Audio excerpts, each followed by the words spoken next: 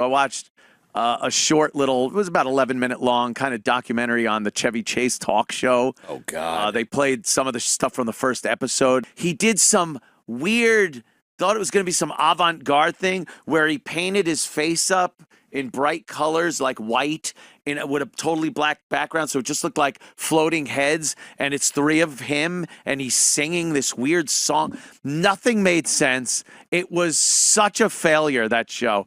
Within a couple of weeks, it was just gone. Well, it was renamed the place the Chevy Chase Theater. They had a big christening of the theater. Well, Fox thought it was going to be their boost into late night because Right. Joan Rivers had failed, which was actually very surprising, but it did go up against Carson. Well, Jones still had Carson to deal with. Yeah. This was right after Carson retired, and they thought, oh, we could do this. Meanwhile, Dave had just started his stint in that time slot, and he was destroying late night. Oh, yeah. So there was no way anyone, unless you were unbelievably talented, would have a chance. And Chevy weren't it. No, it was very public, too, between Jay and Dave. Yeah, the Jay-Dave everybody thing. kind of knew about what was going on, and that Dave was sort of the underdog, and to be honest, better. Yeah.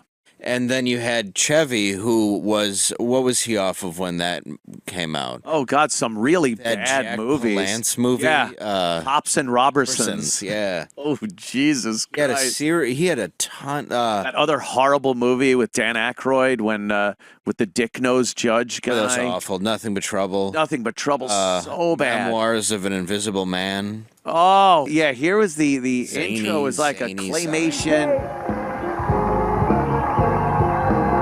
His first show. He's so nervous. Yeah, he shoots a basket and misses, and then they do this weird edit where they just show the basket. Like, what is that? And then he does a monologue, but he's not a monologue guy. He's so nervous. No, because I wore a jersey in Fletch during a dream sequence. Right. Pull away. He didn't make that one either. Yeah, have a net out there. I'll come out. My thing will be I'll shoot a basket. Great.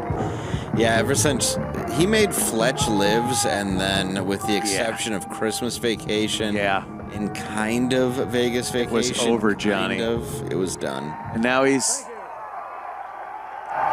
like the smarmy guy that could do Weekend Update stuff. He can't do a stand-up monologue. Hello. No, he invented it. All right, yeah. But at the time, though, in the 70s, he was almost, I want to say 35, 30. He was older than the cat. Oh, yeah.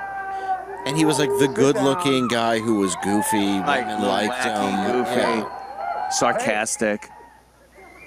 If I knew you were going to be this enthusiastic, I would have rehearsed. I don't think he's lying. Boy, I'm so excited. A lot of people wondered why I wanted to do my own TV show. And He's I confess I'm one of fumbling. them. He's probably so coked up, too. Oh, yeah. A lot of coke. But I think the moment I knew I wanted to get back on TV was the day my daughters tied me up and made me watch Oh Heavenly Dog twice. Oof. Anyway, That's after all the fuss and hype last week over that other late-night TV show, I finally got to see it. You know something? It just isn't funny. I didn't laugh once, except at his hair. And that's why I predict right here and now that my show is going to kick Ted Koppel's ass. Yeah, it's he's just not good at it. He's not a likable fella. The weird thing was also, right before this, Howard had ripped him apart on his show. And Howard's fan base at this time was the biggest it ever was. Howard and Chevy had a beef going on. Something to do with Howard calling his house. Yeah, there was a phone call that was like recorded, right? The housekeeper got on the house. Chevy got mad, and Howard just laid into Chevy. And then Howard was also the guy that just shit on every minute, every second of his show for the short period of time that it was on. You loved it. I would tune into Howard and just listen to him destroy Chevy's show. So when you have that, Howard could have made your show back then. If he's like, he's a little nervous, but give Chevy a chance. You know, he's a good guy. But have Chevy on the show. What are you doing, Chevy? You can't do that. Throw that away. What the fuck are you doing? Right. You know, something like that. Back in those days, it would have gone. It would have been a great thing for Chevy. But the fact that he sucked, the fact that they just picked up a template of a talk show and dropped it down and then tried to squeeze everything into it, and I honestly think the Howard factor was a huge thing.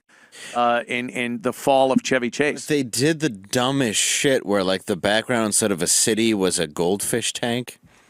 Oh, God. They said they had so much trouble with the tank. Yeah. The fish were constantly dying. Yes. It would get cloudy.